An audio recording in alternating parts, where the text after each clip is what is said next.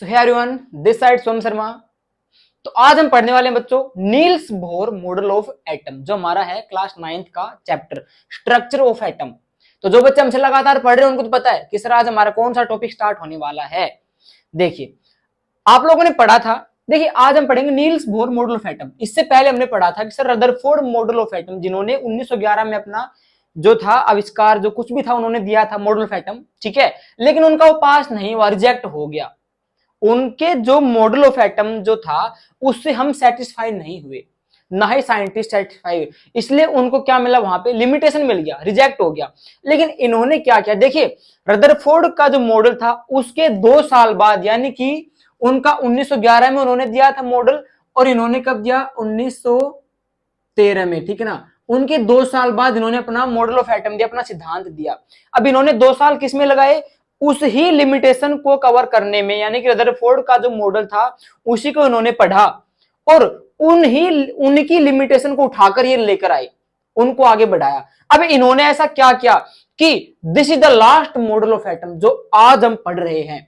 आज आप लोग जो पढ़ रहे हो ना अपनी नोटबुक्स के अंदर, बुक्स के अंदर, वो इन्हीं का मॉडल है जो आज चलता जा रहा है, चलता जा रहा है। अब इनका जो मॉडल था वो कैसे सही हुआ, कैसे उसका एडवांटेज मिले, देखिए इन्होंने क्या कहा कि electrons revolve around the nucleus in a circular orbits. तो ये जो लिमिटेशन थी, ये जो इनकी बात है ना, ये रदरफोर्ड की कही हुई बात है। उन्होंने भी यही कहा था कि हमारे पास कोई एक न्यूक्लियस है, ठीक है, ये हमारा एक एटम है, इसके अंदर एक हैवी रिजिड बॉडी है पॉजिटिव चार्ज की, इसे हम लोग क्या कहते हैं, न्यूक्लियस कहते हैं। तो ये बात तो रदरफोर्ड ने कही थी जो ये कह रहे हैं, बट उन्होंने क्या कहा था कि इसके चारों तरफ जो इलेक्ट्रॉन्स हैं रिवॉल्व करते रहते हैं रैंडमली कहीं भी। लेकिन इन्होंने क्या कहा कि वो एक पर्टिकुलर ऑर्बिट, यानी कि पर्टिकुलर सेल में ही गति करते हैं, उसी में रिवॉल्व करते हैं। जैसे हमारे पास ये क्या है, एक एटम है, इसके अंदर हैवी जो पॉजिटिव चार्ज बॉडी, ये न्यूक्लियस हमारा होता है, जिसका आविष्कार किसने किया था, रदरफोर्ड ने किया था न्यूक्लियस का, ठीक है। तो उन्होंने सिर्फ यही बात संतुष्ट नहीं कर पाए हो कि इसके अंदर इलेक्ट्रॉन है ना, उन्होंने सिर्फ ये कहा था इसके चारों तरफ घूमते रहते रैंडमली, लेकिन इन्होंने क्या कहा कि एक पर्टिकुलर सेल में घूमते हैं। जैसे ये हो गया एक फर्स्ट सेल, ये हो गया सेकेंड सेल, और ये हो गया थर्ड सेल, और ये हमारे पास फोर्थ सेल हो गया। उन्होंने कहा था कि किन्होंने, Bohr model of atom, Bohr ji ने कहा कि ये जो इलेक्ट्रॉन है ना, ये अपने एक पर्टिकुलर ऑर्बिट्स में ही घूमते हैं, ना तो उसके बाहर जाते ना अंदर आते, ठीक है, ये बात उन्होंने कही थी। उसके बाद में देखिए, these allowed orbits have a fixed amount energy called energy level. अब देखिए इन्होंने उनके नाम भी रखे, जैसे हमारे पास एक फर्स्ट सेल है, ये क्या है हमारे पास, के सेल। सेकंड हमारे पास क्या है, एल सेल, और थर्ड हमारे पास क्या है, एम सेल, और फोर्थ हमारे पास क्या है, एन सेल। अब देखिए, अब पढ़ने में मजा आएगा आपको।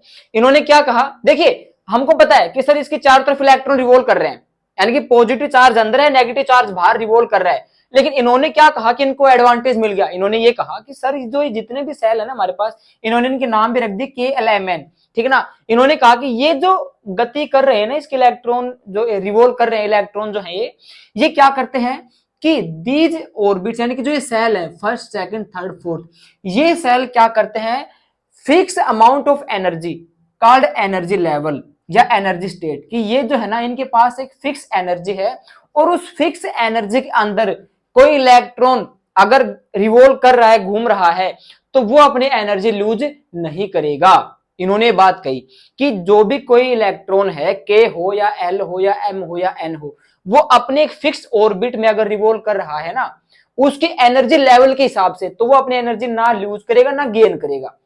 बस रदरफोर्ड यही बात नहीं समझा पाए, उन्होंने ये नहीं समझा पाए कि कोई इलेक्ट्रॉन रिवॉल्व करेगा तो कहा गया कि उसकी एनर्जी अगर खत्म होती गई तो कहां जाएगा, अपने न्यूक्लियस में जाके गिरेगा, और न्यूक्लियस में पॉजिटिव चार्ज है, ठीक है, और इनमें कौन सा चार्ज है, नेगेटिव, तो नेगेटिव पॉजिटिव साथ आएंगे तो वहां पे ब्लास्ट होगा, यानी कि एटम एग्जिट ही नहीं करेगा।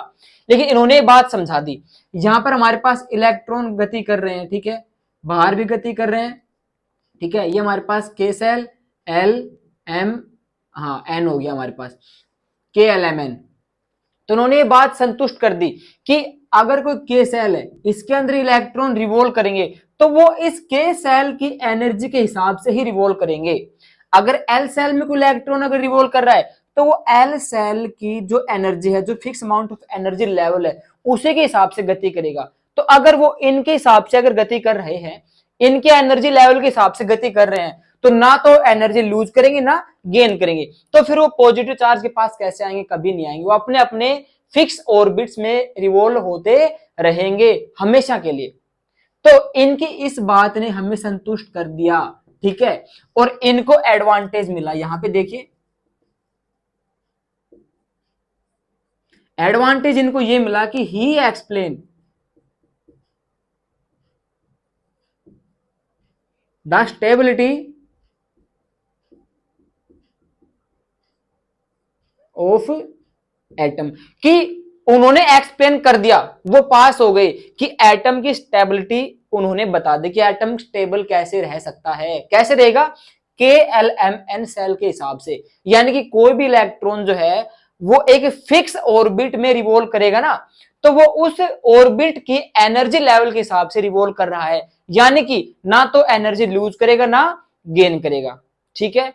और उन्होंने ये बात नहीं समझा पाए रदरफोर्ड, उन्होंने सिर्फ ये कहा कि वो रैंडमली रिवॉल्व करते हैं, तो अगर कोई चीज रैंडमली रिवॉल्व करेगी तो उसकी एनर्जी कम होगी, और कम होगी तो वो अपने घर में आएगा। घर कौन सा है, उनका न्यूक्लियस है, और पॉजिटिव नेगेटिव पास आएंगे तो ब्लास्ट होगा।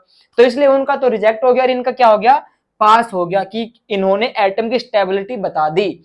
यानी कि नंबर ऑफ इलेक्ट्रॉन्स बराबर नंबर ऑफ प्रोटॉन्स, यानी कि P प्लस, ये इन्होंने बता दिया कि जितने नंबर ऑफ इलेक्ट्रॉन है उतने नंबर ऑफ क्या है, प्रोटॉन्स हैं। ठीक है, हमें इस बात का पता था। अब जितने नंबर ऑफ इलेक्ट्रॉन्स हैं उतने नंबर ऑफ क्या है, प्रोटॉन्स हैं, और ये अपने अपने हिसाब से अपने अपने कक्ष के अंदर बैठे हुए हैं, अपने अपने ऑर्बिट्स के अंदर बैठे हुए हैं, रिवॉल्व कर रहे हैं। ठीक है, तो ये बात इन्होंने संतुष्ट कर दी, इसलिए इनको एडवांटेज मिला। तो ये था हमारे पास Niels Bohr's of model of atom, जिन्होंने 1913 में बताया था। ठीक है, उन्होंने 1911 में, और उनके 2 साल बाद इन्होंने बता दिया। ठीक है, तो ये आज हम पढ़ रहे हैं, इसके हिसाब से हमारा साइंस चल रहा है। ठीक है, आज के हिसाब से। तो आई होप आप सभी को समझ में आ गया होगा। This is the last model of atom, that is called Niels Bohr model of atom and presented in 1913. ठीक है, this complete advantage of model of atom.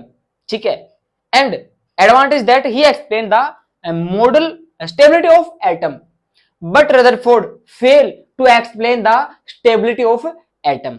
ठीक है, अब मिलते हैं इसके नेक्स्ट सेशन में, यानी कि नेक्स्ट टॉपिक के अंदर। तब तक के लिए जय हिंद।